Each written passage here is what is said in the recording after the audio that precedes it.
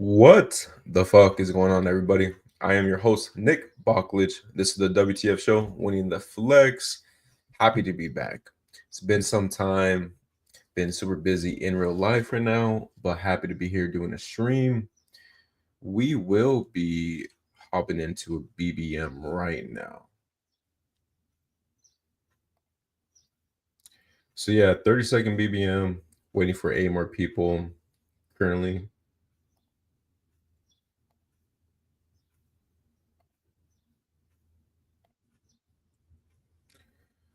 Feels good to be back. Feel like I haven't been streaming as often the last week or so.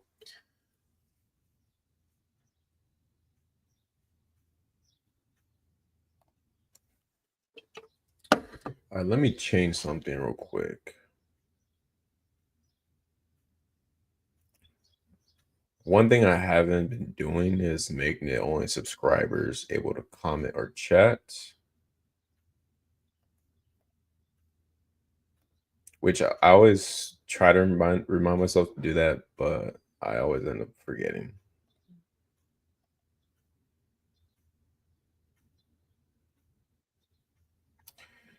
Yo, what's up, D Bets? Good morning. Good morning. How are you, my friend?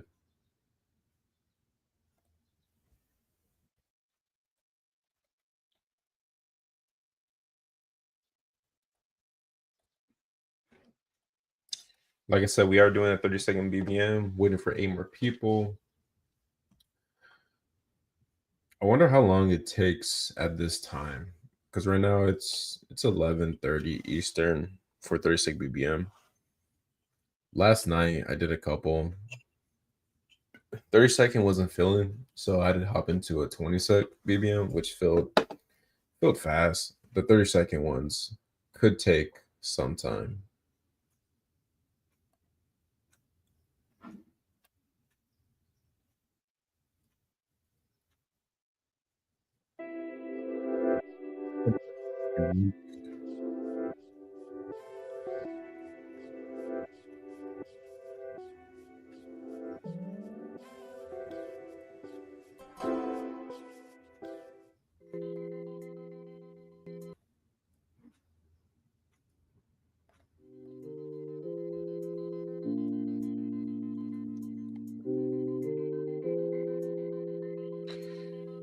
WTF in the chat. What's up, Hartman? How we doing, baby?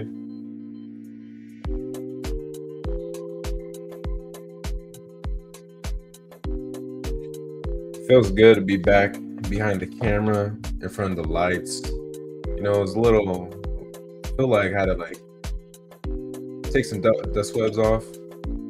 Feels like it's been forever, but I just did a live stream with Alan Sislowski like 3 days ago on Father's Day.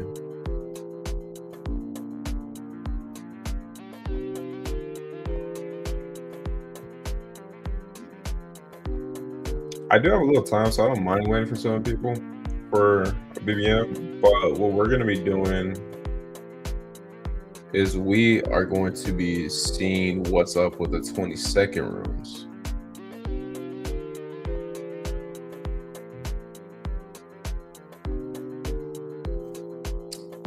Second, 9 more people for BBM. Gonna head right back to the 30-second rooms.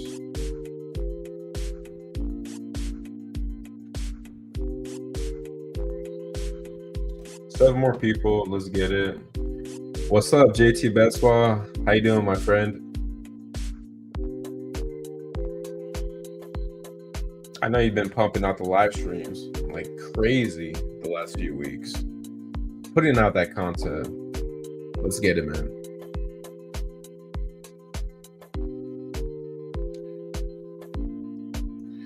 In the meantime, when it comes to the landscape of news, it's dry as hell right now. There's no news, nothing to report, nothing really to talk about. I guess what we could talk about is just Keenan Allen and Amari Cooper. Are they going to sign? Where are they going to sign to? Who's more likely to sign? At this point, I feel like Keenan Allen's probably has a better chance to sign with the team because I think his skill set probably translates better than Amari Cooper at this point. Steelers could sign a receiver. The Arizona Cardinals could sign a receiver. We could see also maybe a team like the Titans where they're not impressed with the rookies. They're like, let's get another dusty old vet. When it comes to fantasy spots, not too many. Harmon says working can't hop in. It's okay, buddy. It's more EV for me. Selfishly, would love to draft for you, but need the EV. Waiting on Roshan Johnson. Like, man, I would hopefully one day we could have like GIFs in the chat. I know that would probably go a little too wild, but I would love to be able to have GIFs in the chat just popping off. This segment is sponsored by Sus Edwards. Facts. Yeah, dead time for sure. Really need Allen to go somewhere. My bags at his price are pretty heavy. Yeah, man, it's hard. Like when I'm in a draft and I'm in like the 17th round, it's kind of hard not to click like Keenan Allen right now. But at the same time, it never feels good clicking on someone that's not signed with the team. But we just saw with Dobbins where he was going like the 170, sometimes 180s, signs with Denver, and now I see him pulling up to the 120s and 30s. A 50, at least a 50 spot jump. So Keenan Allen, if he signed with, best case scenario probably would be with the Steelers, and if he ended up signing with the Steelers, you would see him probably rise up to, I want to say for sure can't talk right now. Before QJ, it's like the 140s easily. I think you would see him raise like probably near Marvin Mims, Kyle Williams area, probably around like the late 110s to like the early 120s.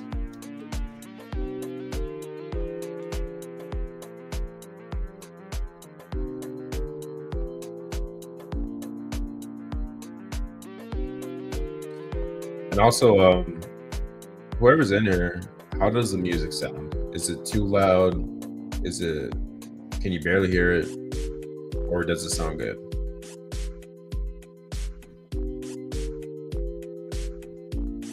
JT says, he said on some TikTok thing the other day, he isn't going to Pitt. That was after Rodgers signed. Interesting. I didn't see that. I mean, if it's voice to mouth Keenan Allen saying that, then obviously it's probably true. I just don't really have too many spots where I would want him to go. I mean, Arizona makes plenty of sense.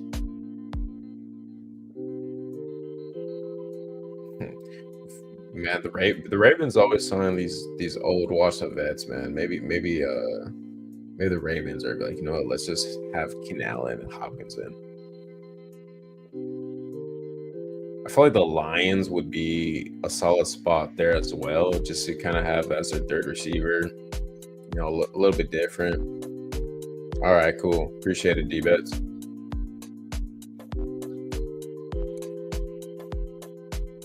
All right, so we need 4 more for this 30-second BBM. I'm going to hop out real quick just to check the 20-second BBM.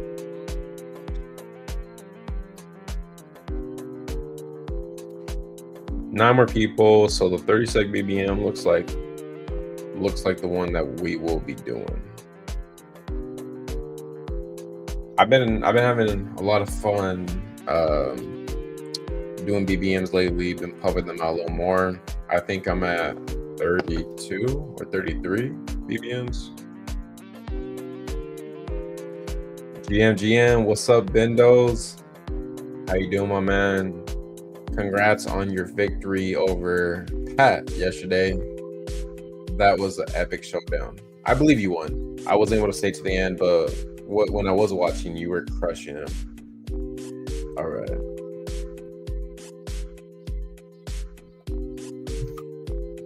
Yeah, so like I was saying, I think I'm at 32 BBMs right now. So my plan has kind of been where maybe not my plan, but what I've been kind of like hoping for is I want to save 100 bullets for August, right? Like I am someone that does better with more information, and it's easier for me to make conclusions off of what I know. So by the same time, I do think that there's an edge to drafting right now. If you're a good drafter, if the takes are you're obviously on the spot, but at the same time, I don't know. I'm at 32 BBMs right now. As you can see, I've been pumping them out in like different streams, like Candyman. Love Candyman.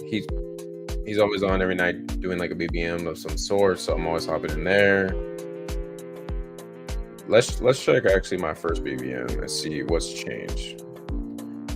This BBM came out the day of the contest. All right, so this was the first BBM of.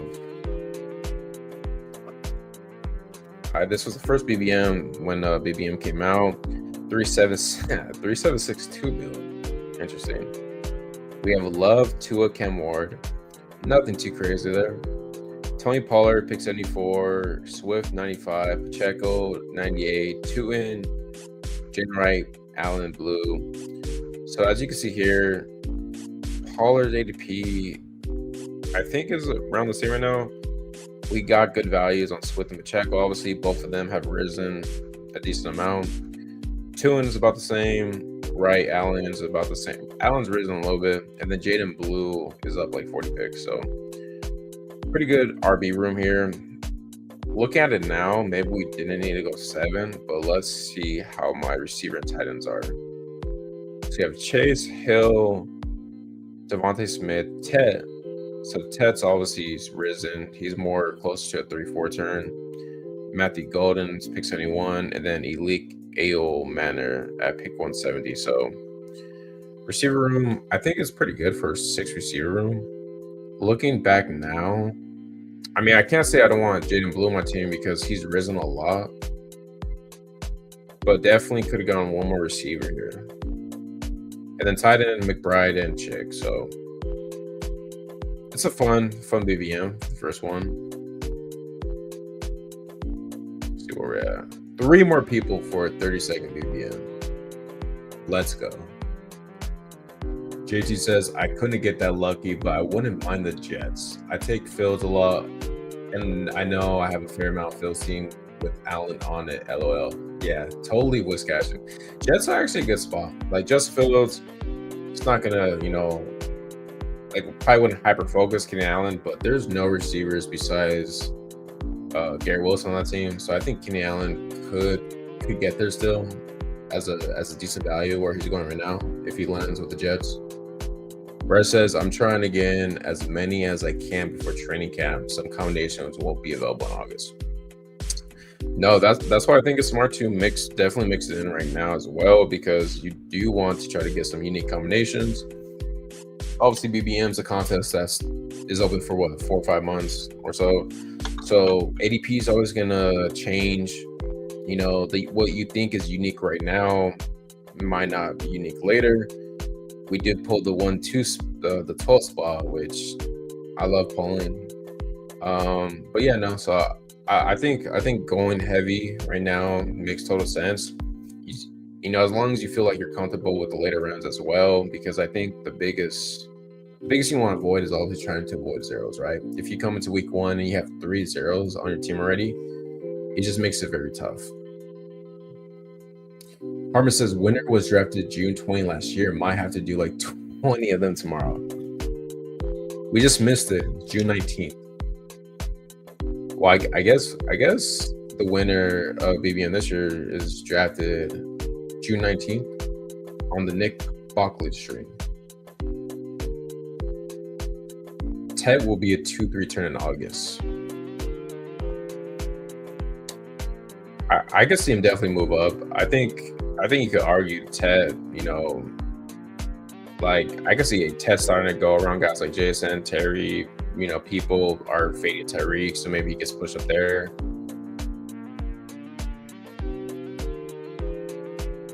Let me change the music. The music's not doing it for me as much anymore.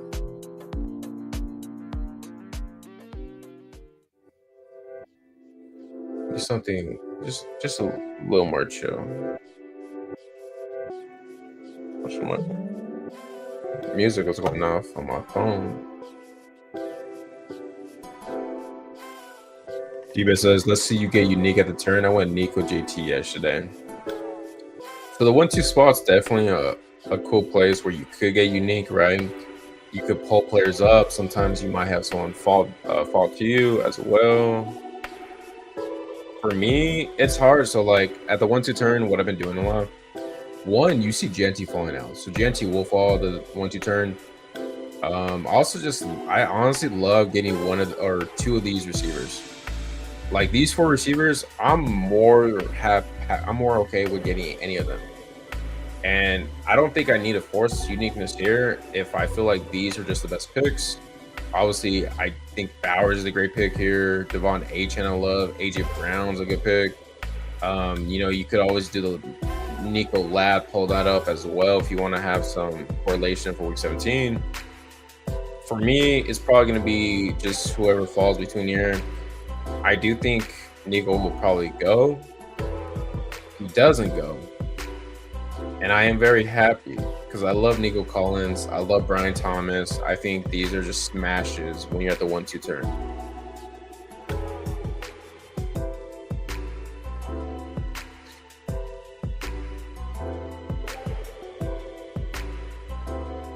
Yeah, Hardman, Tet is your highest receiver.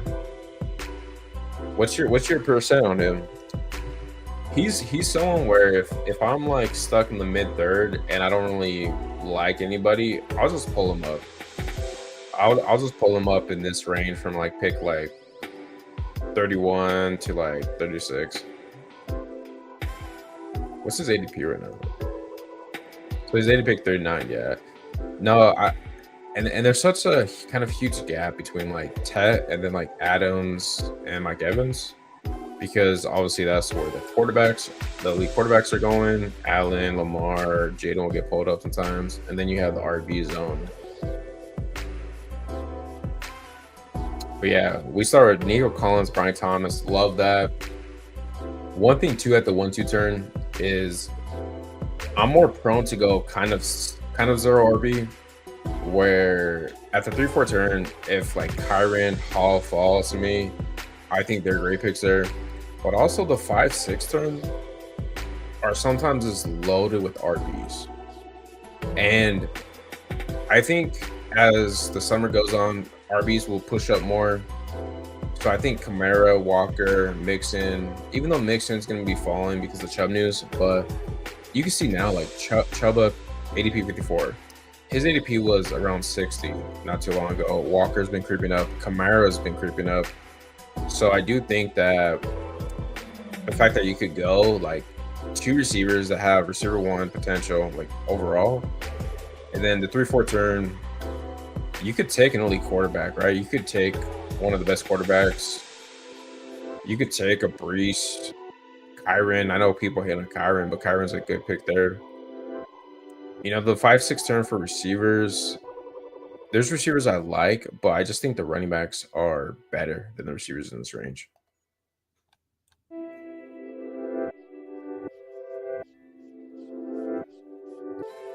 BTJ with JT Lee combo.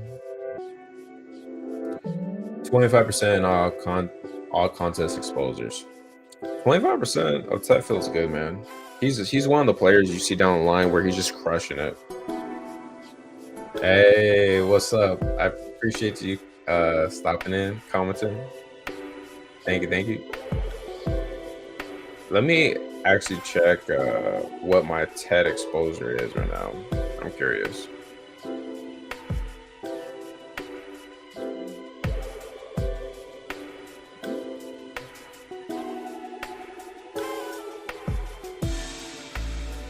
So I have 10% TED, and then in BBM I have 15%. TED's someone where I would like to be like definitely overweight on.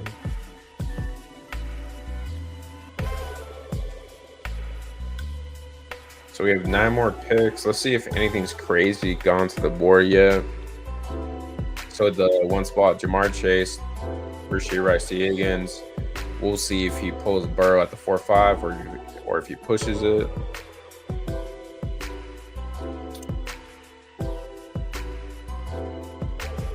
Nothing out of the ordinary. This guy, tight man, Bijan Bucky, Trey McBride. So pushing receiver right now.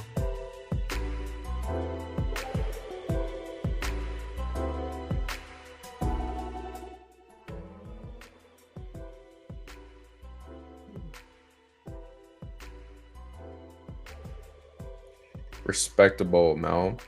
Yeah, I'm overweight, which I'm happy about, but 25%, I'm a little jealous. I'm a little jealous of that. I mean, we could get our exposure up at this turn, but we'll see right now. So obviously, when you work backwards to frontwards drafting, it's a good way to map out what you want to do. For me, like I said, the 5-6 turn, which is what, pick 60, 61. It's a gamble sometimes because if you tell me like Chuba, Mixon, Kamara like fall, I'm like happy and I don't want to take RB really right now.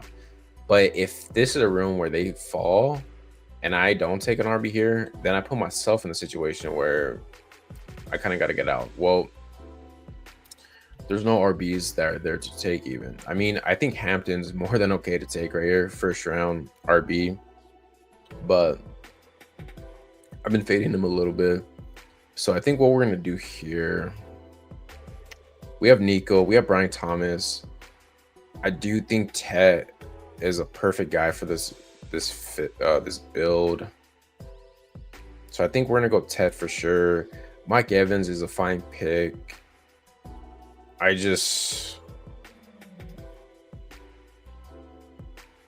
So yeah, we're going to go Tet. I think Mike's more than a 5 pick. I just wonder if maybe going to the elite quarterback is a better route because it gives me flexibility to do at the 5-6 turn as well, which I think that's what we're gonna do actually, guys. I think we're gonna go Lamar Jackson. Jaden Daniels, I don't mind too. I do want more of him.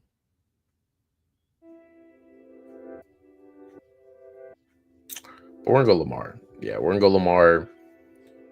Get an elite quarterback, someone that could break fantasy. Love Lamar. Got some back sacks later. I could do. Don't need to do it. But what taking Lamar there does, it just gives me more flexibility at the next 4 turns because for me, when I'm drafting, the 84 and the 85 spot, I'm probably not going any quarterback there. Tight end, the only tight end that will be there is TJ Hawkinson, which I could do. I don't mind that. But it's also where Tony might be there, Isaiah Pacheco might be there, Aaron Jones might be there. And then also the receiver range, like Josh Downs. If Josh Downs is there, I'm probably going to auto-click him. I'm going to be aggressive with my Josh Downs exposure. I want more of Josh Downs. I think he is someone that's going to break out this year. So taking the lead quarterback just gives me more flexibility to kind of play the board for the other positions. Yeah, it's been higher too, my man. Olave, I think as high as like 31%. Now it's like 26, 27. Probably gonna be around 25, around 10. What's up, Michael Ray Manor? Yes, sir, man. Happy Juneteenth to you.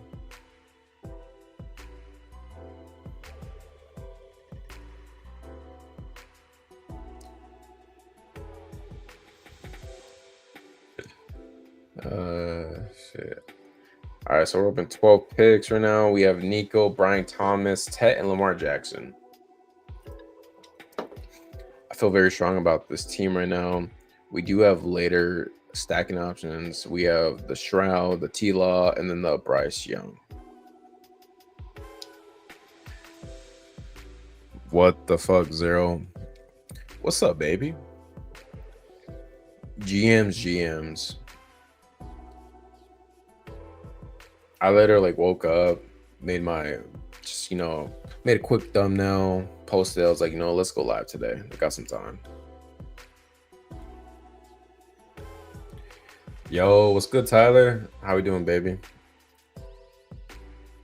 How are we doing today?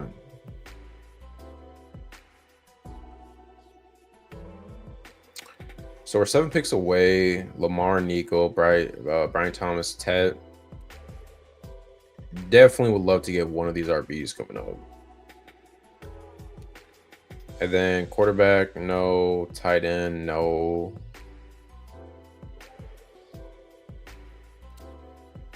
Waddle, Ridley.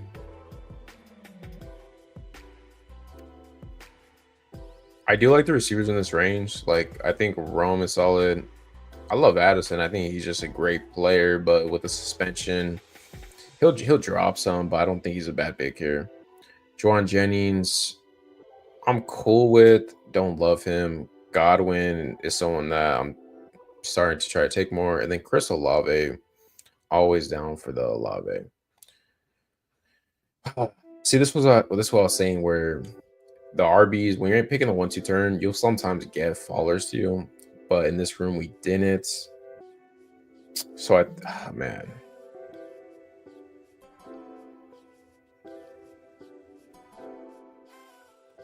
a lot of options we could do here. Personally, I think Harvey is still a fine pick here. He might drop, but I still love the offense. I think he's still a good RB. Dobbins is gonna obviously get some work, but I think that's fine. So we will go Harvey here. And then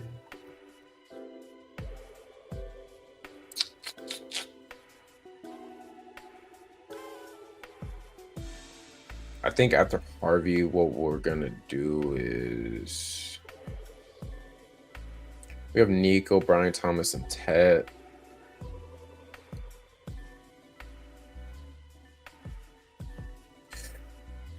I don't know him again. I'm just gonna. Okay, cool. Chris Olave. Love Chris Olave. Talented player. Over 1,000 yards both years, but yeah, I don't know.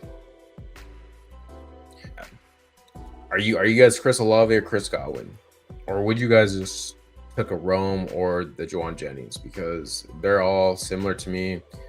Chris Olave, I think, is probably the most talented, maybe, and he's still super young. Just the offense is shit. What's up, Humanes, GMs, man? Doing all right? How are you? Oh, I'm doing great, man. No complaints over here. Streaming at random hours, my boy grinding.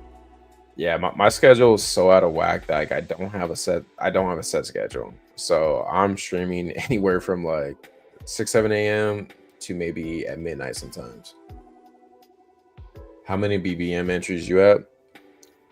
So this is my 33rd BBM, I believe.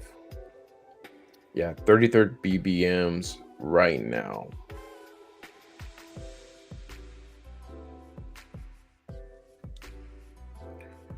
Godwin pairs with Tet week 16.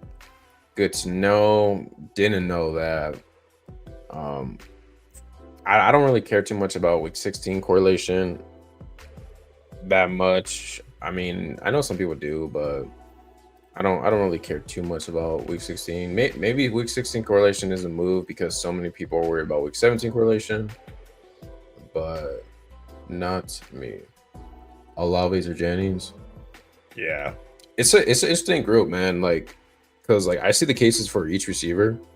Like Chris Godwin's easy, like number 2 fantasy points per game, great offense. Should have a similar role that he had to last year, but is approaching the later side of his career, coming back from injury. Maybe Mecca is just a really good receiver who's going to take some targets away. Juwan Jennings, obviously, the downside is just we don't really see receivers break out year 5, who's 27, 20 years old. But he does have good metrics. He did look good last year. Brandon Ayuk maybe he's gonna miss games. Maybe Ricky Pearsall isn't a good receiver. So you potentially get the number one receiver in the 49ers offense with the easiest schedule. Then you have Chris Olave, who shown he's a really good receiver, who's kind of like on that cups of potentially breaking out after his first 2 years. But he is a concussion boy, and the quarterback play could be one of the worst in the league. And then Rome Aduze, talented receiver who disappointed, but so did the whole Bears. Caleb Williams was trash. But maybe Ben Johnson, better O line. Caleb takes a step forward and shows that he is that 101 that they used to draft him. And Rome Aduze is this year's GSM.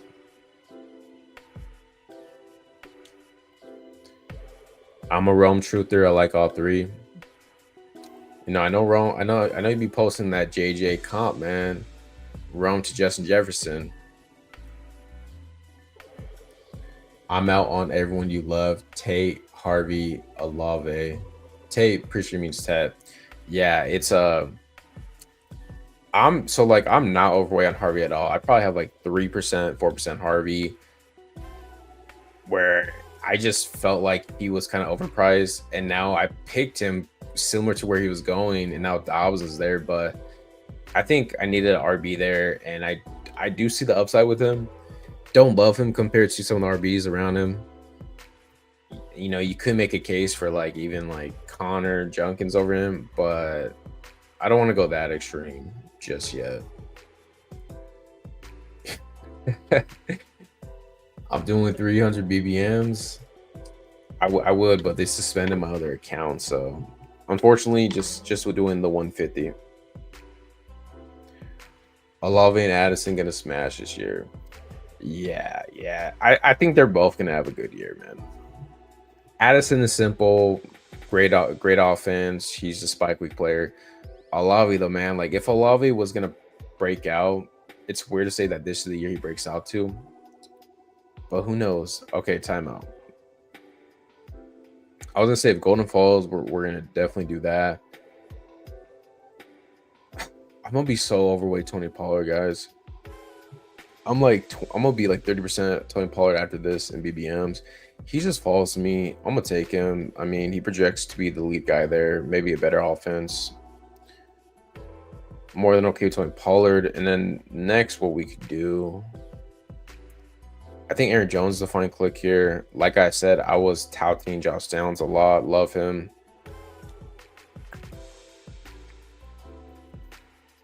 Interesting range here. I think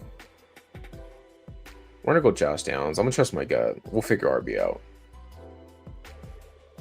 I take Josh Downs. I can stop at 6 receivers. I feel very strong about my receiver group. RBs, Harvey, Pollard, we'll work with. And then I have the lead quarterback, so not too worried about it. Ayuk. I'm not going to be taking much Ayuk at this point right now. And then Mooney. Mooney's a fine pick, but I just think Josh Downs is a better player and has more upside.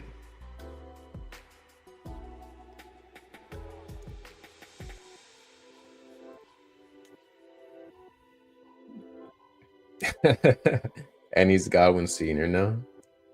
Yeah, his body's probably like 33 years old, right? Is that bullish or bearish? Loving my late Dobbins bags. Facts, man. I love the Dobbins bags I had. I was like 14% on Dobbins. A lot of it like in the 160s to like 190s range. Obviously wish I had more because it was free, but I feel good about it. I still think Dobbins is a fine price right now, depending where he goes. He has been creeping up a little higher. Like I've seen him go in like the 120s sometimes, but if we're talking about Dobbins, we're talking about Sean Payton, uses multiple backs. Dobbins was good last year. Great O-line, right? Gonna run the ball a lot. Maybe Dobbins even gets some passing work as the pass protector there. I think you could argue Dobbins like definitely Stevenson range for sure. You could say Dobbins is going to be Zach Charbonnet, but play more on a better offense. You could say Dobbins is Najee Harris, but doesn't have to deal with a first round talent. So like I'm not gonna be pulling Dobbins up that high, but if people wanted to, I don't think that's a terrible idea. Now the Harvey bet is just that he's just so good, and Denver offense is just going to be like top 5, and Denver offense is going to smash here, right? They're going to be a top 5 offense. Harvey's going to get there. He's going to catch a lot of passes, have a lot of stuff designed for him, and just going to be, hitting some long runs.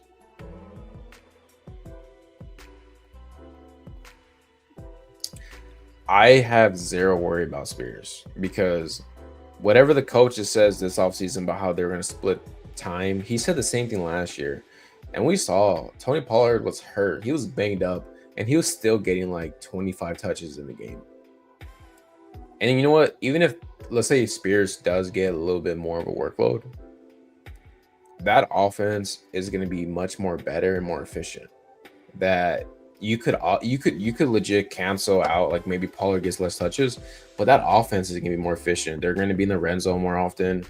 So I think that's a trade-off. And Pollard he's just a sneaky guy. I think he's just, ever since he went at the 1-2 turn a couple years ago, when he was like the lead back for the Cowboys, he's just been underpriced, as in like people probably got burned so bad. They're like, you know what, fuck this guy. But he's been good. He's been producing. Tim says, I like Aaron Jones there.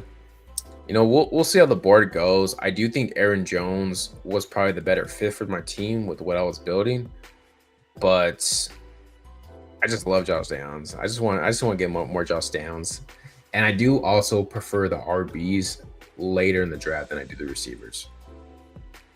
Ooh, I forgot I have Lamar too, though. I mean, I don't need to stack Lamar, like force it, but we are going to queue Andrews. We're going to queue Bateman because stacking does feel good. Choose Sarah Dobbins outscore Jordan Mason this year. I think that's definitely, I don't think that's a hot take. I think I could see that for sure. I could say Dobbins is Rico Dado, what the fuck? And you can, my man. So we're on the clock. I'm not touching this Giants backfield right now. I have zero interest right now. We could do the Rashad Bateman. We could do the Mark Andrews. Actually, we can't do Mark Andrews. He goes. So if we do Bateman, we'll stop at Bateman, which I'm more than okay with. Quarterback. This is what we'll do. We'll take Rashad Bateman. We're done at receiver. We're done at receiver, guys. I need an RB. I don't love the RBs, though. Kyle's a great faller, but I'm going to wait. I'm just going to take my favorite RB that I like here. Fuck it. We'll take Stevenson, baby. I don't care. I think Stevenson's undervalued. I think he's going to get more touches than the market is saying with his ADP. Henderson's great RB. He's not a workhorse. He's practicing the James White role, which obviously he's not going to be James White. He's going to be way better than that. But Stevenson, I think, is someone that's going to have a good role all year, better offense, and also could be the goal line back. Let's fucking go. I could have done Big Naj there. I just think Najee's on a better offense. Greg Roman is a offensive coordinator. I just think though Hampton is so much more likely to take over that whole backfield than Henderson with Stevenson. That it just makes me I don't know. I just think I'm not a huge fan of Najee. Ravens played Pats week 16 too.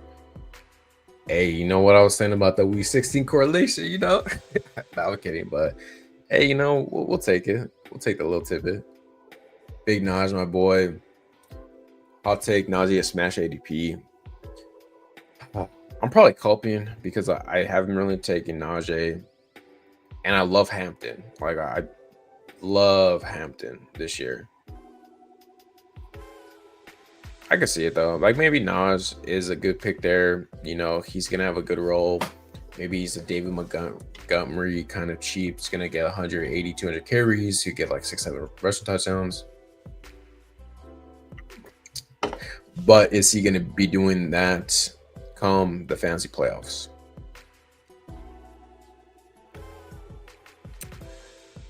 Who knows? Who knows? So one thing, okay, I don't think I'm gonna do this, but do you guys think that taking Harvey and Dobbins is sharp? Is it counterintuitive? Is it bad? Or could they both pay off in ADP? I've seen some people do it. I haven't done it myself. You're paying handcuff prices for a guy who's going to get volume, and if Hampton goes down, Big Nas a 4th rounder. I agree. Yeah, for sure. It's just like obviously for all the like for a lot of RBs, you could say about if Hampton goes like if the starter goes down, they're gonna be rising up. Tajay Spears put up a couple RB1 weeks when Pollard was down. Ray Davis, if James Cook goes down, he would be an RB1. Rashad White would probably be an RB1. Dobbins, obviously, Garendo. So, like, all these RBs have that type of upside. Obviously, Najee's in a better situation. It's just the historical record for first-round RBs that are Hampton size, they just smash. And I don't know. That's one that I kind of gotta think more about because maybe I'm overthinking it. Maybe it's more just like, you know what, Najee is gonna produce early, and he has that upside. But I feel like Stevenson too. I feel like Stevenson's gonna have more of a role. Like I feel like Stevenson is more guaranteed to have a role in that offense all year than Najee. And yeah, I don't know. Nah. What was that mean? If you gotta say, hey, they were a first rounder 5 years ago, they're trash. Dude, okay, so we have some interesting things falling to us. Warren and Kraft, I love smashing here. Not touching receiver. RBs, Tootin, Ray. And then this is where it's interesting with the quarterback situation where we could take T-Law Shroud, or we could wait for a Bryce Young or even a Daniel Jones later. T-Law goes, that sucks. Okay, this is what we're gonna do, guys. Tootin hasn't fallen this far. We are gonna take Tootin as our 4th RB and say fuck it. Ray Davis I like, but also I love Warren and Kraft. I'm just not that high in Shroud this year. We're definitely taking Tootin. 4th RB. We could even take one more RB. Oh, we'll wait. Warren or Kraft, guys? Do you guys go Warren, Kraft? Where do you go? Who's the guy? I mean, we have the Josh Downs thing right here. The week 17. I was gonna say we could do like a little week 17 thing with Kraft with the Ravens. Or we go Warren. Warren's fell. I love Warren this year. First round tight end. I love Kraft too, man. I've been kind of pausing with these picks, man. It's making it a little tough. Yeah, right here, like the Kraft bring back. Could have done that. Also, I was thinking maybe what I could do too. I don't love going 3 quarterbacks with Lamar Jackson, But at the same time, if I wait late, I could do a Bryce Young, Down Jones thing, which I think is more than fine if I feel like I'm comfortable with the RB receiver tight end. Um, he says, "What makes Tua fall all of a sudden?" I haven't seen Tua fall too much. Like, I think this was just a room where he fell, right?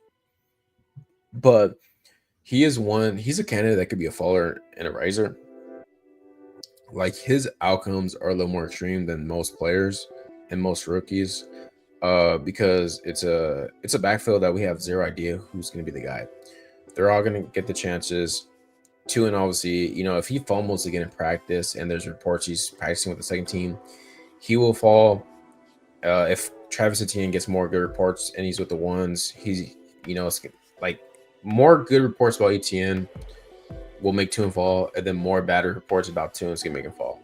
But at the same time, if we get anything positive about Tua, he is one of the players that will spike up super hard in ADP if there's good reports. I mean, a lot of players will, but like Tua is one I think a lot of people are keeping their eye on because of that Bucky Irving narrative with the Liam Cohen offense. Yeah, facts, bro. I'm gonna be probably like 20-25% on both right there. Fuck, bring back, take big war. Let's fucking go.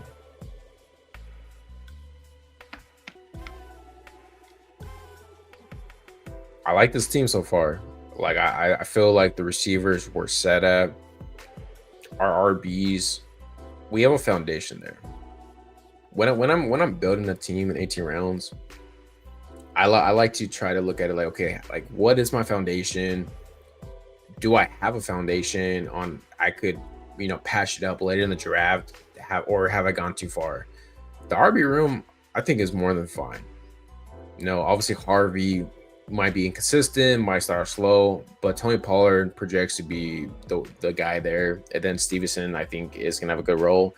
Tuin's the mystery box where this could be just one of the worst picks that we're taking right now, or it could be one of the best picks. And I do like the narrative of obviously him with the Jaguars, where I'm just gonna take chances on on all these guys, like Etienne, Tuin, and then I'll also take some tank. LaQuint Allen taking reps over him, son. Yeah. It's basically Tuin's like the fourth RB right now. I'm not too worried about that. I do think rookie RBs, especially if you're day 3, the depth chart isn't going to be given to you. You will need to earn it and work hard for it. But if we get stuff like that during like preseason and like later in the summer, then I definitely think that's worrisome. So obviously we do have Ted. We could do Bryce Young. Do we have a buy? No, we're going to buy this. RB's kind of shit right here. So this is, you know what? Actually, I know what we're going to do, guys. We're going to pull Rico up right here. So we're going to take Bryce Young as our second quarterback. And then we're going to pull in Rico Dowdle. We have a little Panthers correlation bet right here. Like, we do pull Rico up 70 spots, but I think Rico is guaranteed to be the RB2 in the offense. Allen's not guaranteed. Jalen Wright's not guaranteed. So they're just the reason why they go ahead of Rico, I think, because they're younger RBs where we don't know if they're like, maybe they're good, maybe they're not. Maybe Brees gets traded. Maybe Devon H, and obviously, is a fragile bet. Some might think with injuries. But like I said, Rico's for sure the number 2 RB there. 1,000-yard rusher, Chubba Hubba. Maybe he's not going to be the total workhorse he was last year. And we get the correlation with the Panthers.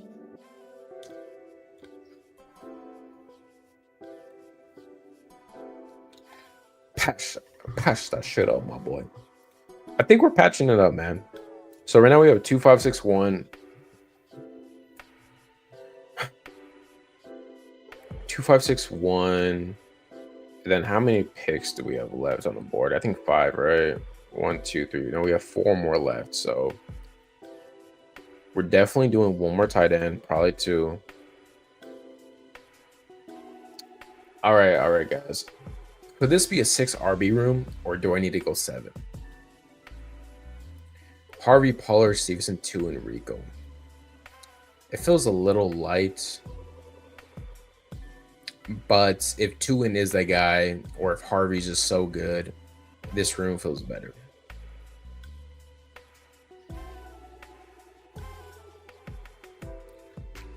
Zero says 6 RB, my boy. Miles Sanders at Steve Sally. Dude, I have like 27% Miles Sanders at BBM right now, and I have no idea how I feel about that. I appreciate it. NUR. I'm sorry if I butchered your name. I probably did. Type in the chat how it sounds. Well, I'm gonna call you Enar, something like that. Grab Thorne from the Raiders. I don't think I'm gonna grab another receiver, man. I think at this 6, I'm good. But I do think Thorne's a fine click in the 18th round. He's a very interesting prospect. 6'5", ran a 4.3, like beautiful speed score, burst score, all that good stuff. He's raw though. He's super raw. He didn't do shit in college, but he is young. He's fast. He's big. And the reports are that he is getting reps ahead of Jack Best, which, if you look at it, I think Dante Thorne is probably a better fit in the offense when it comes to what the Raiders want to do, right? Jack Best, I've heard is more closer to the Jacoby Myers, maybe. I don't know if that's true, but yeah, Thorne's an interesting click. If he is going to be running with the ones, and maybe week 1 he's out there in 3 receiver sets. Yeah, I think it's a fine click. Harmon says, just had a draft cancel. Guess my team was too OP. You know what? You're just too good of a drafter. They're like, you got like plus 300 CLV somehow. We can't have someone winning BBM already. We still need all these folks to get these entries in. Okay, so interesting thing we could do here. We could do Cam. Okay, wait, time out. Let's see. Tight end. Okay. So Miles Sanders goes. We can do Justice Hill. Are you guys Justice Hill or Keenan Mitchell?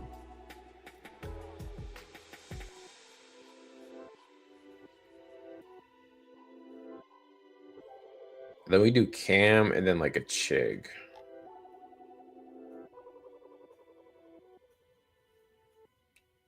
Justice Hill projects better to give me points. Keenan Mitchell is more the guy if Derrick Henry probably goes down.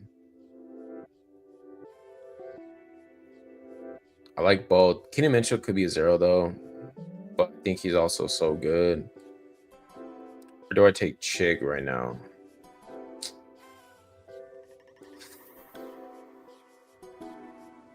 You know what? We're gonna have some fun. Keenan Mitchell, we're gonna take him. Obviously we have the Ravens bet. Just Hill, obviously makes sense on this team, but Keenan Mitchell's gonna be more of a low-known guy than Justice Hill, and if he is fully healthy, he was doing stuff Devon Achane was doing. And if Derrick Henry did go down, Mitchell would probably be the lead guy there and would fucking explode. It's tough though. I think both are fine. Oh shit. D-Bet says they're both in 2 receiver sets, my boy. I mean, that's appealing, man. It's impressive too because he is known to be a raw rookie that's gonna need to develop. So if you're telling me he's running over Jack Best, there's some smoke. Zero says they're gonna run Jacoby, Tucker, and Thorne, my boy, with Brock 82. Betch a but I was gonna say bitch. Besh a bust, my boy. I haven't been clicking Jack Betch. I probably have like 3% of him. I just felt like he was overpriced always. So Yeah, Keenan Mitchell always, yeah. So I do wonder where his ADP will correct. I mean, he's still gonna get picked high. Like people are probably gonna still be second round, receiver, and it's still early in the offseason. JT says I was having a really hard time clicking bets. I think I only clicked them once when I had somebody on. Then end of the OTA news did feel good. Haven't been into him. That could change, of course. Yeah, I think right now, like I said, when there's no news, whenever there is news, it's gonna, we're gonna pay attention to it more. I think you got to pay notice to the Jack Best news, but I'm not gonna it's not concrete yet, right? Maybe he does end up playing over Thorin, as the summer goes along. Maybe he doesn't. But right now, I think with the news, you should kind of look at Jack Betts. You can't just guarantee he's going to be out there on the field. Devontae Walker, it's a year. I totally forgot about Devontae Walker. I remember he had hype as a rookie coming in.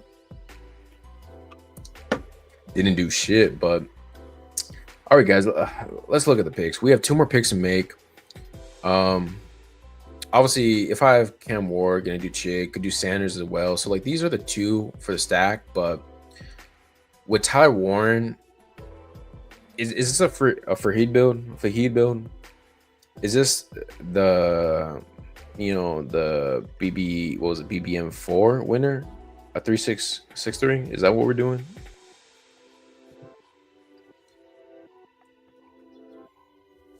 With this receiver room, Nico, Thomas, Tet, Chris Olave, Downs, Bateman.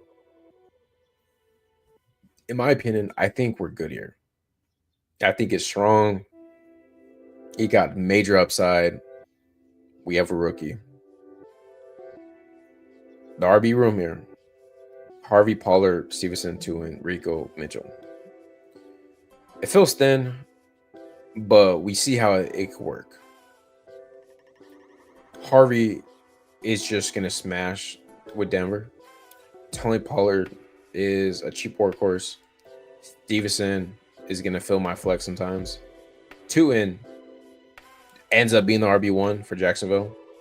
Rico is just a back that's going to score some touchdowns and has upside if Chuba gets hurt. And then Keenan Mitchell, he's a fun play. Maybe he's fully healthy and he gets more run this year with the Ravens. And then if anything happened to the big dog, well, he's their guy.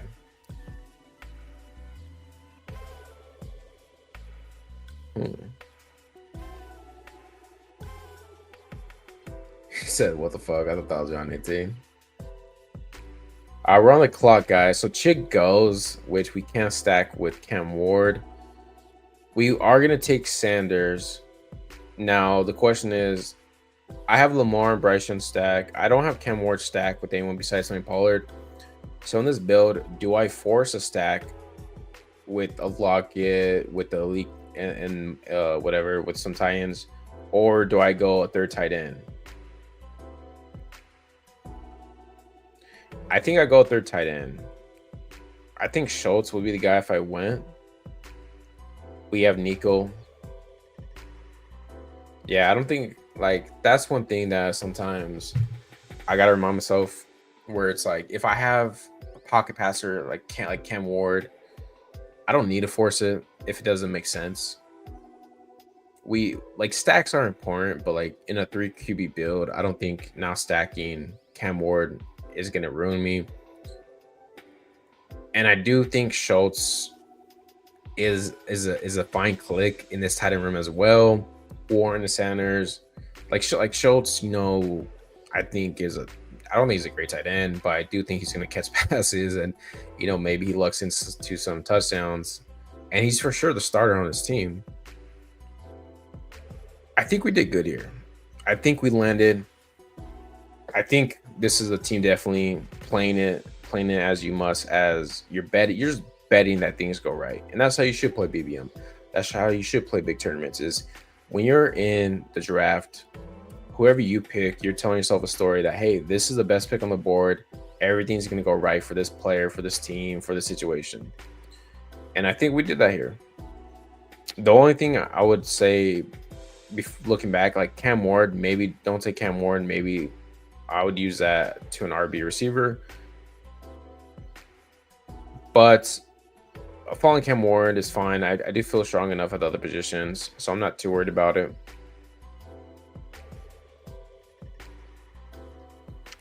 Decent squad. Not my favorite, not my worst. We'll take it. Yo, what the fuck is up, Adam? How you doing today? I want to say, is it still good morning? What time is it? Okay, so I mean, it's a good morning for me. Might not be good morning for you. Oh, that was a fun build. That was a fun draft. I might do one more draft. Does anyone in the is anyone here want to do a certain draft or want to watch me draft a certain team? If so, you guys drop it down in the comment.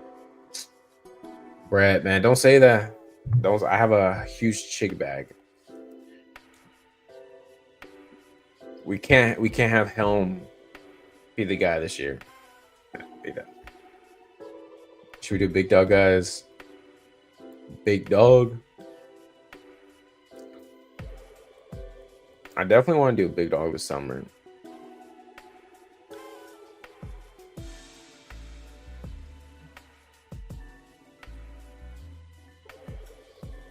Join the holiday. Yes, sir. Shout out everyone enjoying the holiday. Happy Juneteenth. Beautiful Thursday. BBM. All right, you know what? Screw it. I will be hopping to another BBM. Just gotta check my messages real quick. Dude, it's a vibe right now.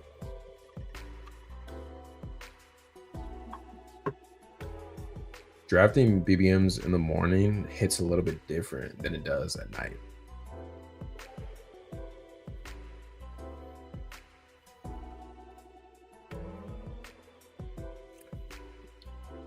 All right. All right, guys. So we are going to be doing another BBM. Let's fucking go. We're in try for 30 seconds. See how that is first. Damn, waiting for 11 people. GG's. Okay, let's try a 20-second.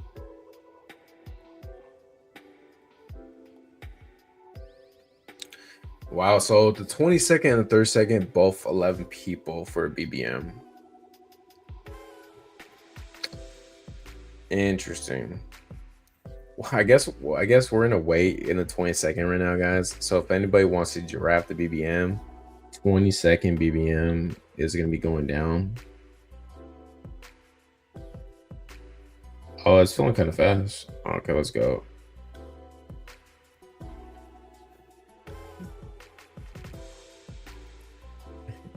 Yes, sir. Yes, sir. Let's split a big dog, my boy. 23, 2000, my boy. So one thing that I want to do is I want to live stream a big dog, but I also want to have a couple guests on. So like just have like a huge event, you know, where it's like 2-3 people, just like, you know, all trying to draft a big dog together, different takes, you know, different views, some arguing over who we should take in the 4th, 5th round.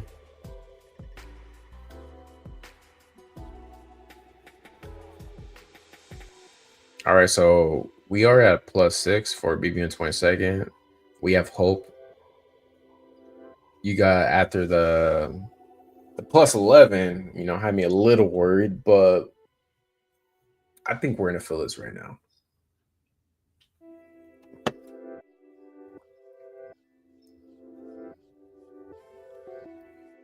You got the whole stream in here? Yeah. Shout out the stream for filling this chat, for filling this room up. And shout out you guys for vibing with me. Also, if you guys don't mind, hit that like button. If you're not subscribed, subscribe to my channel. At 500 subs, I will be doing a 12-hour live stream, and I will be giving away 12 BBMs as also. So potentially giving away millions and millions of dollars for all you had to do is sub. Harmon says doing FFPC Big Gorilla this summer. You know what, Harmon, drop some details about that. Is it a best ball? Is it best ball or is it a regular redraft? Because I've never done an FFPC. I've always kind of wanted to. And I believe it's hosted in Vegas, which is like not down the street for me, but I am like a couple hours away. So I'd be interested to do something like that maybe in August if they have it. Only 350. Yeah, that'd be fun. I'd be down to do something like that. Hey Zero, come down to Vegas. We'll do a trip out there. We'll draft a team together. I know Al Boogie is going to be going out there in August to do an FFPC, I believe. I'm tilting. Woo. I need to go to the gym after this. Hit that sauna for like 15 minutes. Just sit there, eyes closed. Thinking about all my Chig Okonkwo shares that are probably going to be RIP. Hartman says Big Gorilla. It says Big Gorilla is a managed league, but if you come top 2 in your league, then you enter into the sprint type finals with other winners, and it's $1 million top prize. See, that's fun. For me, I've always been a better redraft player than a best ball player. I just think because I've been playing redraft for the last 10, 11 years, and I've done some high stake contests, like I have a good feel for it. So it would be nice to kind of do a redraft, kind of go back to my roots. And then the sprint tie final, that's just fun to watch, right? If you make it, it's a fun sweat. I meant about that big dog stream. Oh, for sure, man. Hell yeah. Yeah, if you're down for a big dog stream, we'll definitely do something like that. That'd be a lot of fun. Oh, we're filled, baby. Let's get it. And we pull the 1.2. And there's some people in here that I know. We have, like I said, I don't know how to pronounce your name, but I'm gonna just call you Enar. We have Enar in here. We have Hartman in this bitch. We have Vinny 8. Sadly, not the Vinny I know. And then if there is anyone that's in my stream, drop it in the comment. All right. Obviously, you want to go Barkley with the 1.1, right? You don't want Chase. You want Jefferson, who's gonna have a better year. Bijan, I think, is a 1.1 worthy. Never could go wrong with CMC. You don't want Jamar Chase. All right, so we had the 1.2. We pulled the 1.12 in the last BBM. So we're on the opposite side of the board.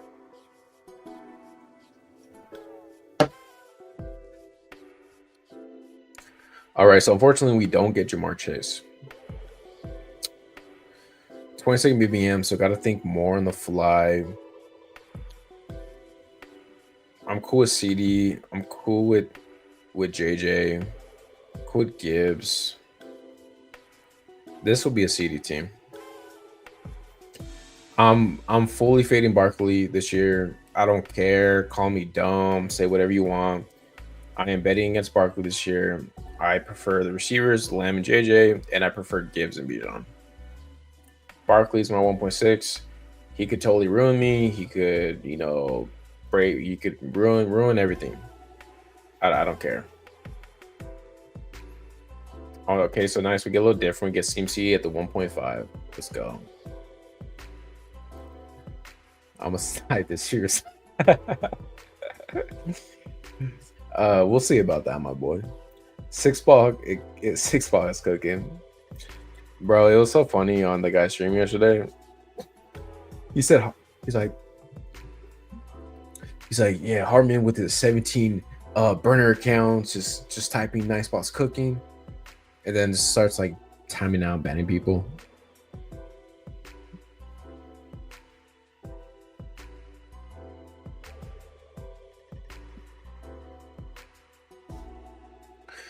All right, guys. So we took CD Land with a 1.2. I haven't been taking much CD lately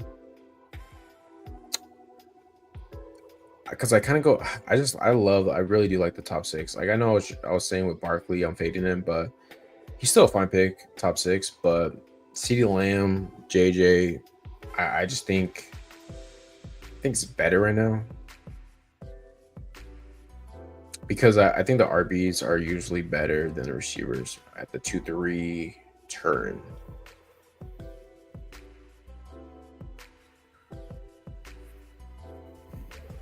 No, sir. No, sir. I am no dictator. I am just a dick sometimes. Never a dictator. Unless you stymie me. Then some things might change. All right. I also don't want to draft the same team because the last few times I've had picks around here, I've kind of felt like I just drafted the same team. Please.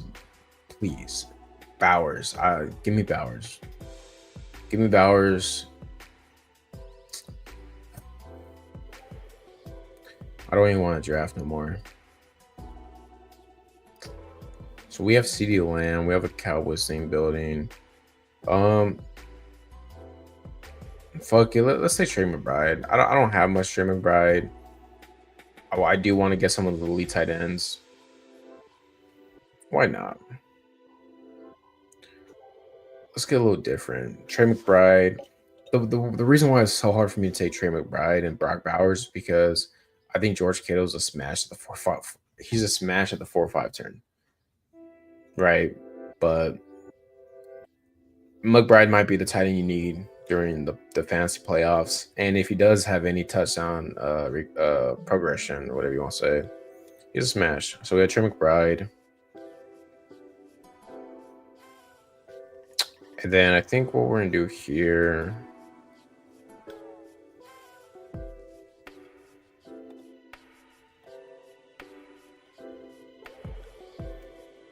We're getting a little different. We're taking Devontae Adams. Yeah. We're getting a little different in this build.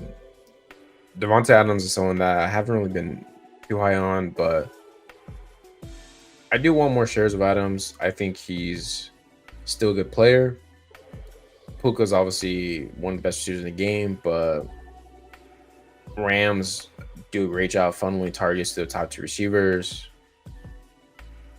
He could score 10 plus touchdowns. I like the week 17 matchup. And the receivers here are just kind of flat to me. Like, T. Higgins is a good pick. I do think, obviously last year he smashed, but we've never seen a full season out of him. Still number 2 behind Jamar Chase, Tyreek Hill. I think Hill's a fine click. A little worried about him. Garrett Wilson. I mean, Devontae Adams took Garrett Wilson's lunch last year. Jason's fine, but I don't know. We're getting a little different. Nick, not a dictator, but sometimes he's a dictator. Ayo. Mods. Hey. Handle that guy. Let's see what's cooking. So we have Enar, Jamar Chase, Marvin Harrison, Chase Brown. I like that. Harmon's doing a JJ Taylor, Garrett Wilson. Nice. So we have CeeDee Lamb, Adams, and McBride. I like this because I do want to force myself out of my comfort zone a little bit. Because one thing is when you're doing so many drafts, it's so easy just to click the same players. So easy to click the same builds, the same things. Like, you know what? I'll just wait and take Drake May and for the 100th time already. Who's a great pick, right? But this kind of just breaks the cycle for me. And now it's like, you know what? Okay, now my eyes are a little more open. Maybe I'm missing something. It's kind of like you wake up early in the morning and you just take a cold shower right away and you're just like, like you're fucking yeah. Which third round receiver is the worst pick?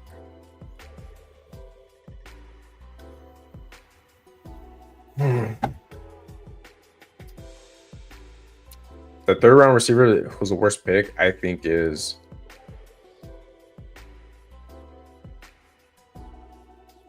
I kind of want to say Terry, just because I think he got there. He got lucky with touchdowns, and he's a big candidate to regress. Garrett Wilson, I'm not a huge fan of this year because I just think Justin Fields, like, it could be really, really bad this year. Jason, it's like it's just I think it's more the red flags, like Garrett Wilson, Justin Fields, who, yeah, supportive DJ Moore, but wait one sec. Could go Hampton.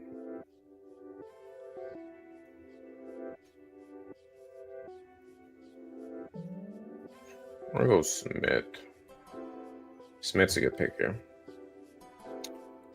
Yeah, but it's like I think potentially could be the worst pick is Wilson, Jason, and Terry McLaurin. Those are the three for me. Okay, so could do Hurts here, could do Pickens and get that double.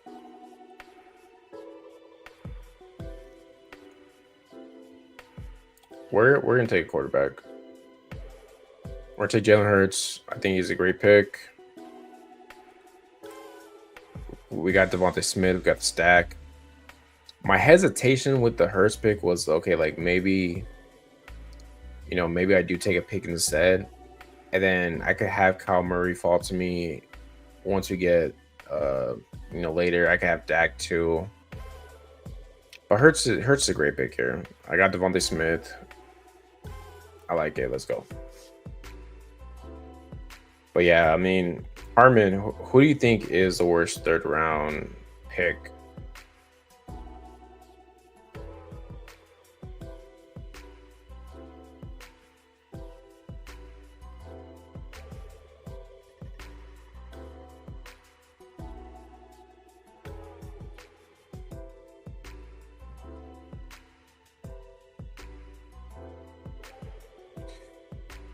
Yeah, no, thanks, man. Like that's kind of like my thing where it's like I just think getting Hurts in the fifth round is such a good pick, and then Smith is undervalued.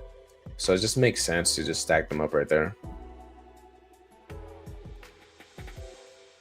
Jason or Terry for me, lean Jason. Oh, man, Jason, I think is a really good receiver. So this is kind of what I was thinking about yesterday with the Seahawks, right? Seahawks, not a great offense. O-line, it's not great. Sam Darnold doesn't have a commitment. He's basically on a 1-year deal. But so basically, what could happen was like maybe Sam Darnold was just trash. Jason, Cooper Kupp, right? They kind of play the same role. I do expect that Jason is going to be more of a deep threat this year, play more on the outside. Cooper Kupp, right? Like that's what I think. I don't know. Jason also was playing a lot of slot last year, and he might be better just to play the slot. So I could see how the offense just is terrible. JSN is like getting targets, but he's not scoring touchdowns. Half PPR. But at the same time, it's like, man, like Sam Darnold was so good last year, and like we do got to credit the offense for sure, and how he was able to thrive in the offense. But at the same time, I think so, man, we could do Debo week 17 thing. Fat Debo. That's what we're gonna do. I don't think much Debo. Fat Debo, week 17, fourth receiver. Let's get it. Then Quish, I'm praying Quish on one falls for me, if I'm being honest. Swift is fine too. Fuck it. I could go another receiver too if I want, but no, man. Yeah, you know what? Fat Debo, don't have much taken in, but back to the Seahawks. Seahawks is maybe Sam Darnold is better than expected, and he's somewhat of the quarterback he was last year. Man, like I think Quishon's great, but I just wonder if Swift is just on a way better team, better offense, and catch more passes.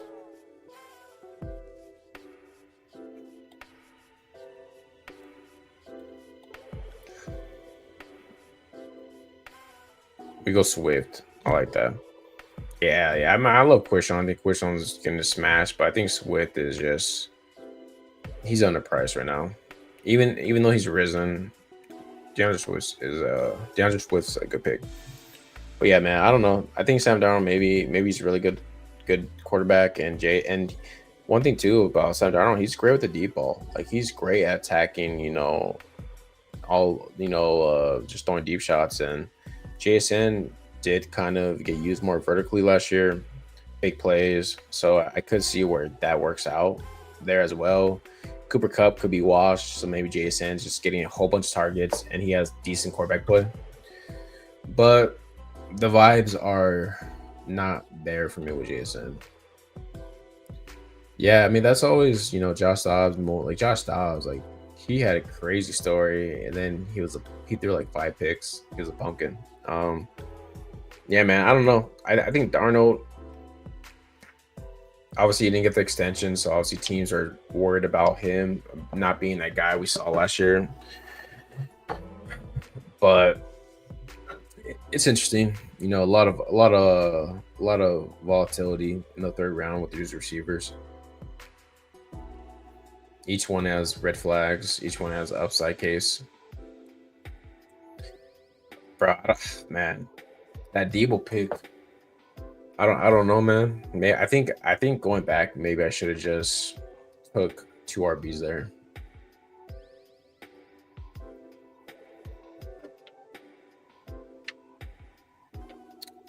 But this is a draft game a little bit different. Like pulling up Adams and then taking a Debo. I also never take Trey McBride, which feels good. I've Hurts.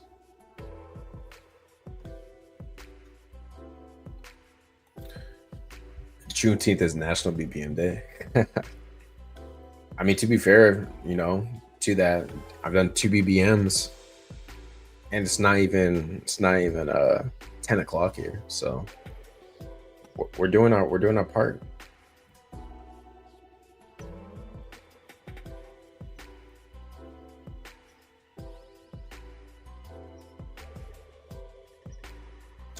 All right, so we're coming up on the clock right now.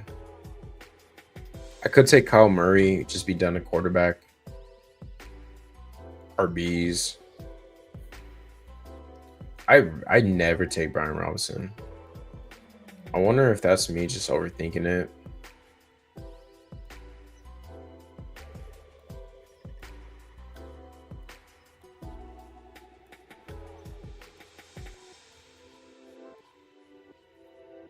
I mean, he's probably the starter. Could get touchdowns, better offense.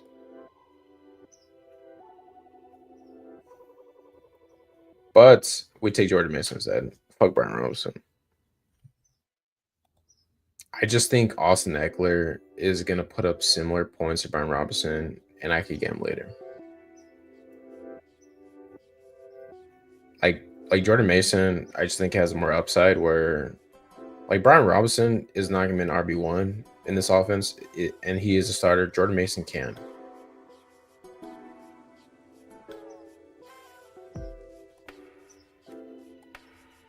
Now, see, that's what I was kind of hoping too, is I wanted Mason over Robinson. And now that I have Brian Robinson falling 10 picks to me, I'll take. See, it's that reverse psychology game you got to play sometimes. Okay, I like it. I think we're doing good, guys. I do. I think Swift, Mason, and Brian Robinson. So it's an okay trio to start right now. We're building the team a little different, but we have Jalen Hurts. So we have a 1-3-4-1 build, right? 1-3-1, 1-3-4-1. Jalen Hurts, Swift, Mason, Brian Robinson, CeeDee Lamb, Devontae Adams, Devontae Smith, Deebo Samuel, and Trey McBride. So we have elite quarterback. We have elite tight end. The receivers, I feel strong about. I don't feel like we're behind the receiver. RBs, it's fragile, yes, but RB1 for the Bears, 1B to the Vikings, and then RB1 to the Commanders. So at least we have good offenses for betting on these RBs. That should have clear roles.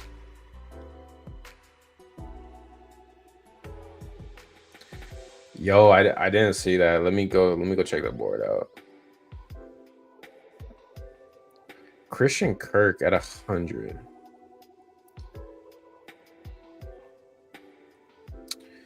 Haven't seen him go that high. I wonder if that's a star method or he just really wanted Kirk. Robinson pairs with Debo. Exactly. That's kind of my mindset. You know, like I'm making a bet on this game. Cowboys versus the Commanders. I have Debo. Right. Maybe Debo and Brian Robinson are the two guys you need.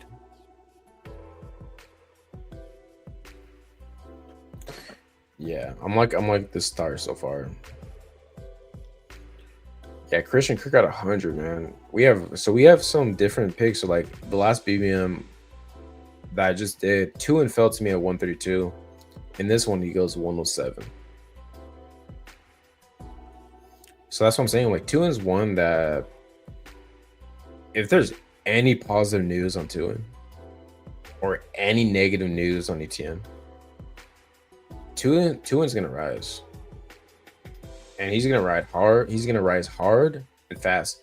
Oh, okay. I see you, Harmon. You want to take my DAC from me, huh? Okay. All right, man. All right. It's okay. Got to adjust. How do I want to play this now? I mean, Drake May's always answer, right, guys? Oh, never. Never mind. I think Sharp's a fine pick here. Doing spazzing out. Or take Bateman first, though. Love Bateman, receiver 5. Let's get it.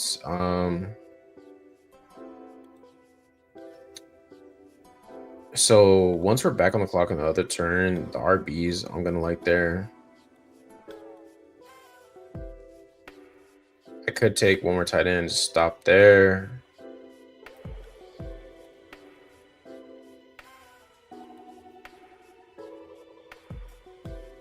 Is there? Well, you know what? Well, man, I think we're just gonna take the fallers.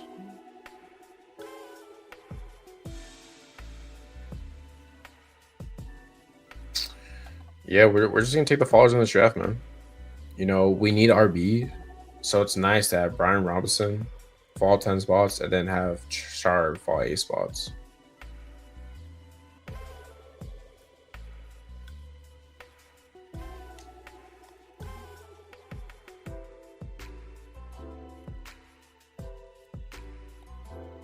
Dude, I got snipes. I would have took May too. If May would have fell to me, I would have took him. Ooh, I like what Hartman's cooking up right here. Fields, Dak, and JJ McCarthy. That's nice. I tend to do this. Like one of my favorite builds is I just attack receiver and RB for the first like 8 picks, like he does here. And then this is kind of like the sweet spot for quarterback where when your first quarterback could be Justin Fields, who could run for over 1,000 rushing yards and 8 touchdowns.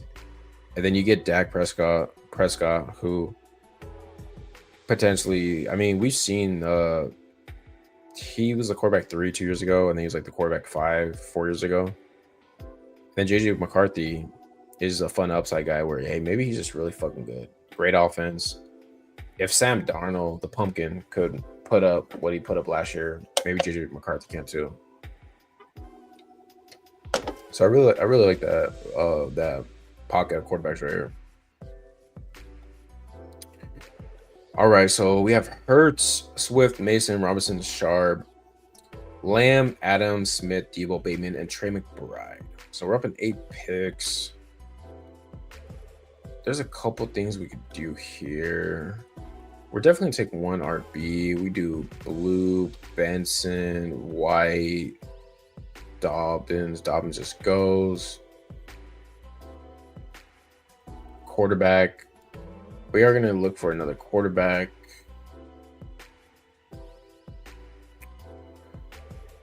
I mean, Stafford is in play, obviously, because we do have Adams. Tight end, good on tight end. I mean, Kincaid, Eagles bringing back, but I think Kincaid sucks.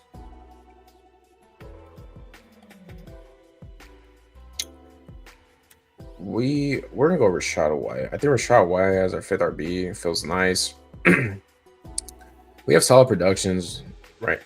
We have solid production going on right now. So I like that. I think this is a team we might get a little weird with. We might do even 7 RBs.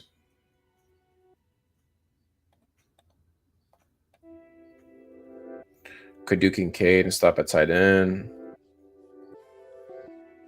And then quarterbacks.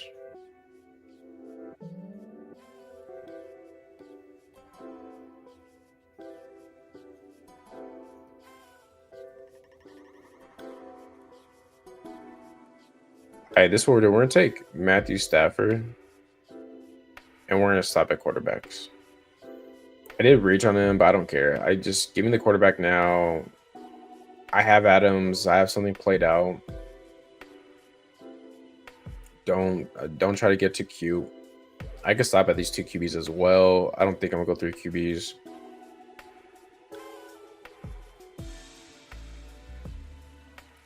Yeah, I mean, look, I like Blue. I think Blue's great, but there's RBs that I like later. The receivers in this range aren't too sexy. Tight ends, like, I mean, you could do the Kincaid, you could do the Ferg for the week 17 stuff, but at the same time, I just think the tight ends later are going to produce similar to the tight ends here. I mean, look, Kincaid projects for 105. You have Zach Ertz projected for 105, and he goes 40 picks later. Matthew Stafford, I secure the stack. I could also play with some more Rams later as well. Yo, what up, Humans? We are doing 22nd BBM right now. And apparently the second spot is cooking. Yeah, the ball army is here. Brett asks his thoughts on the Texas backfield. Elite defense of the running game should be fruitful. I think if we're talking about the Texans backfield, Woody Marks dead, but I think Mixon and Chubb are both good values right now, or they go at spots I think you should be fine drafting them. Mixon, I mean, dude projects to probably be the workhorse again, and we saw last year he was, I believe he was the RB1 the first 6-7 weeks. I'm probably wrong, but he was close to that. So Mixon, I think, is a good pick there. Should run the ball a lot. You know, they do add weapons on the outside that should give the running game a little more breathing room. I do think the running game is probably going to be a little worse, right? They trade Tunsil and whatnot, but at the same time, I don't think it's going to be drastically different. So Mixon's a good pick. And I think Chubb is a good pick too. I think Chubb, you could argue, is washed. But at the same time, he is coming off major injuries. He's 1 year more removed from it. So I do think that maybe Chubb is going to kind of mix in that backfield a little bit. Hold up. We're on the clock right now. Who do I want to take? Quarterback. Oh, screw it.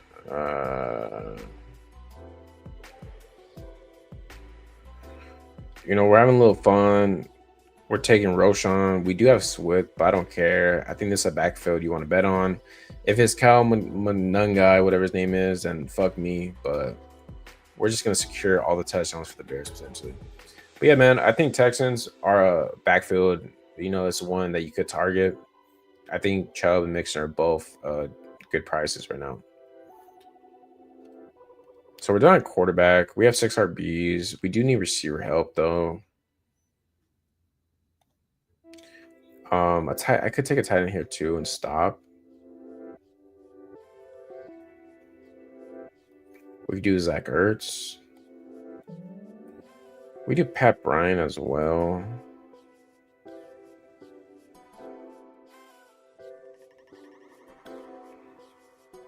We'll do Zach Ertz here. You know, Zach Ertz, if you guys didn't know this, Zach Ertz did mentor Trey McBride into the tight end he is. So what I'm thinking here is that it's kind of like a father-son reunion, or like kind of like what Obi-Wan Kenobi with Anakin or Luke. I'm sorry. So I like having them because they know each other, right? Zach taught Trey what he is, so maybe this is one where they just kind of team up together for like one last ride, you know? So I like that.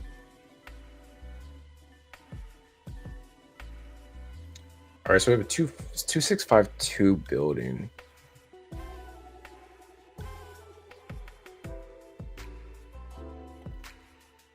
Damn, Doc, I could push Roshan past you. Hey, I know you saw me having Swift, my boy, and you thinking you could get Roshan. But come on, you're talking to the Roshan GIF maker himself. And I think that's kind of sharp idea too, man. Like Swift and Roshan on the same team. I don't think that's bad at all. Now, obviously, it's bad if the Bears trade for someone, and it's bad that if Kyle Munungai is the number 2 back. But if Swift and Roshan are the 2 guys that are, if they're the 1 and the 2, you know, maybe this is just like 99-cent version of Gibbs and David Montgomery. That's obviously the best case scenario for me. Okay, so 2652. We need help at the receiver position. There's a couple things we could do. 6 picks away. Receivers getting ugly, guys.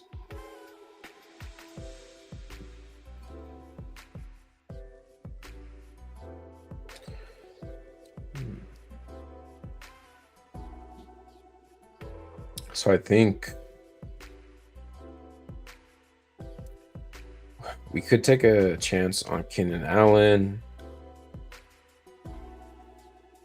Tutu Atwell, we could do. Just kind of have that, you know, stacking.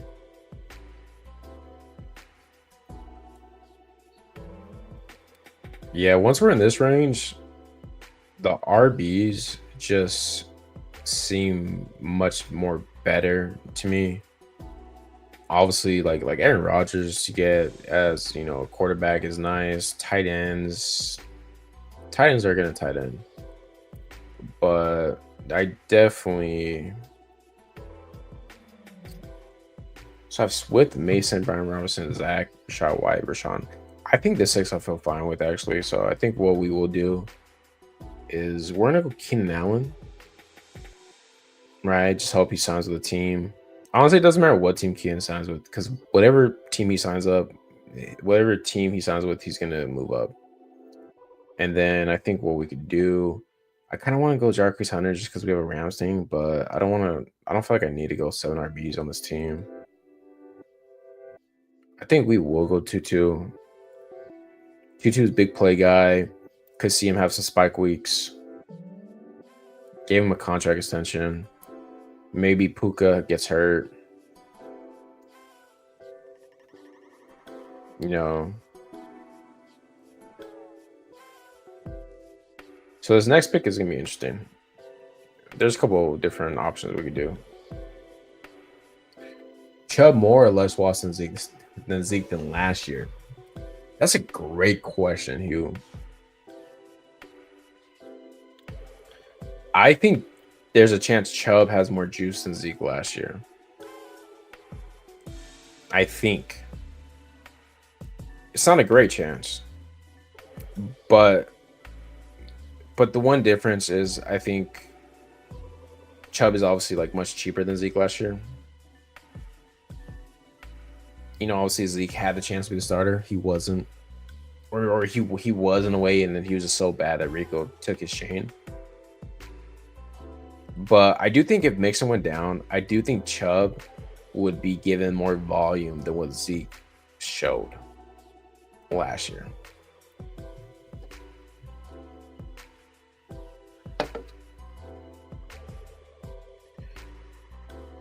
Interesting. 2672 build. We have Hurts, we have Stafford, down at quarterback.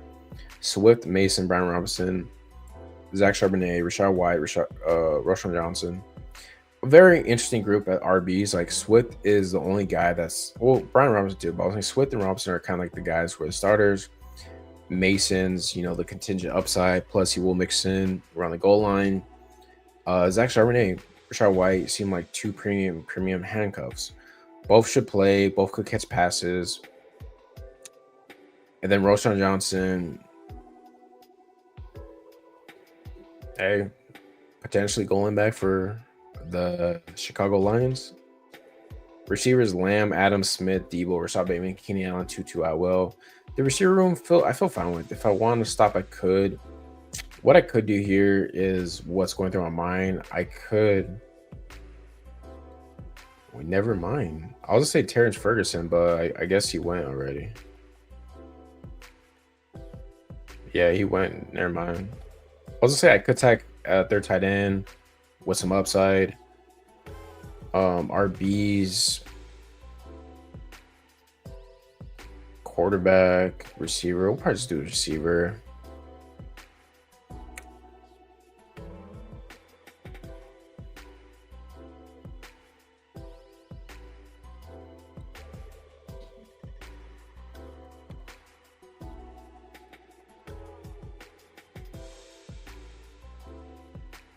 Yeah, we'll go MVS. MVS, last dart throw, big play guy. Sam Darnold loves to throw deep.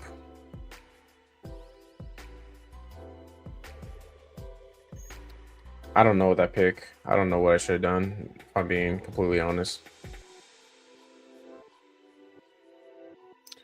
But let's review the team, and then I will be going over Inar's and Hartman's team as well. Benson net to secure the Washington tight room. We're gonna see Hartman. We're gonna see if you cooked. I know I cooked. I definitely cooked. Could have been better. Could have been worse. So we have a 2-6-8-2 build. Hurts, Stafford. I like that. Swift, Mason, Brian Robertson, Sharp, Rashad White, Roshan. This is a weird group where it's like you could project certain volume there, but then it's like obviously they're handcuffs as well. Could have went 7 RB, but also I think going 6 RB could work out as well. It's a weird RB room. Lamb, Adams, Devontae, Debo, Bateman, Allen, Tutu, and MVS. So the receiver room, the first 4 or even 5, like I feel good about. We know what their role should be. Keenan Allen, Tutu, MVS. So the thing with Tutu and MVS is like maybe these are potentially 2 spike week guys, right? MVS showed it last year. Like if MVS could spike like he did last year, he's a good pick in the round 18. Tutu, similar, could spike. I have Stafford. Maybe week 17, Tutu's the one game, the long touchdown. And then Trey McBride and Ertz. I mean, so we have elite quarterback, we have elite tight end. The receiver room feels strong. RB is our weak side, but there's a lot of ways that this could play out that works for us. So I don't mind it. So Enar, he was in the stream. Shout out him. He does a 3-6-7-2 build. Purdy, Herbert, Rodgers. I feel good about this quarterback room. You have 3 quarterbacks. I think Rodgers is a good value where he goes right now. I like that. Brown, Hampton, Warren, Braylon, Allen, DJ Giddens, and Justice Hill, last pick. So Brown, Hampton are your two clogs in this team. Warren, I think, is a decent third RB. I don't mind that at all. Your week after that, Allen, Giddens, Hill, handcuffs. Hill, you getting Hill with the last pick, I think helps this RB room a good amount just because he could spike your lineup. You could project him for some volume. So I think you're just relying really on Brown Hampton. You're more just relying on Hampton's going to take over this backfield and be the guy, which he more than likely should, I think. And then Chase, Harrison, DK, Ricky, QJ, Tillman, Pierce. Whenever you have Chase, you gotta feel good about your receiver room. I think receiver room is fine. Got a little faller on DK. You got stacks too, which is nice, right? You have the Purdy, Ricky Pearsall. You have Herbert and QJ, and then you have DK and Rogers. So I think you constructed this beautifully. And then Laporta, Warren. I love this tight end room. I mean, super strong. Maybe Warren is just Laporta. So overall, I think you did a good job, man. Nice team. Let's see if the Hartman cooked. 3-5-7-3 build. Fields, Dak, JJ McCarthy. In best case scenario, this is probably how I want most of my quarterback rooms to look. 3 QBs where I wait, but I still have a potentially elite quarterback. Good production, good offenses. Like, love this quarterback room. Taylor, QJ, Pollard, Blue, and Wright. Only 5 RBs, but I've done this too before where it's like Taylor is your hero RB in a sense. And then Junkins and Pollard, I think, are 2 guys. You actually got a nice follower on Pollard. Wow. Okay. And then QJ a little bit too. So I think QJ, Pollard, like these are 3 strong RBs you're feeling good about. And then Blue, which is nice because you do have Dak. You get that correlation. And then Wright. So these are 2 guys who we don't know what their roles are going to be, but they do have some upside. JJ, Garrett, Ted, Pickens, Addison, Coker, and Slayton. So obviously you got the stacks going on. You got Garrett with Fields. You got Pickens with Dak. And then you also have Addison with JJ. I mean, I like this receiver room. Addison suspended 3 games. So you make it a little weaker. But I don't think that's going to hurt you too much. You got some value here too. I mean, JJ 3 picks, Garrett 4 picks, Ted 4 picks, Addison 4 picks. So I think the receiver room is fine. And then tight end room, Kraft, Henry, Mason Taylor. I love Kraft this year. Henry, I'm cool with. Mason Taylor, you got the stack with Field. So, fortunately and unfortunately, I got to say you cooked Harvin. Good job, buddy. That was fun. We did 2 BBMs. Let's go. I'm hyped up. It's barely 10 o'clock, but I am going to be bouncing. Anyone in the stream, I appreciate you guys for stopping in, hanging out, chatting up. It was fun drafting with you guys, talking some ball. I'm going to Vegas this Friday, which is actually tomorrow. Be gone for the weekend, so I won't be doing any streams this weekend, unfortunately. I will be out there in Vegas, probably on the tables. But I will be back next week, and then I'll be having a lot more time in July. Going to be doing streams probably every day. So a lot to look forward to. Hit that sub button, hit that like button. I appreciate everyone coming out. And until next time, peace.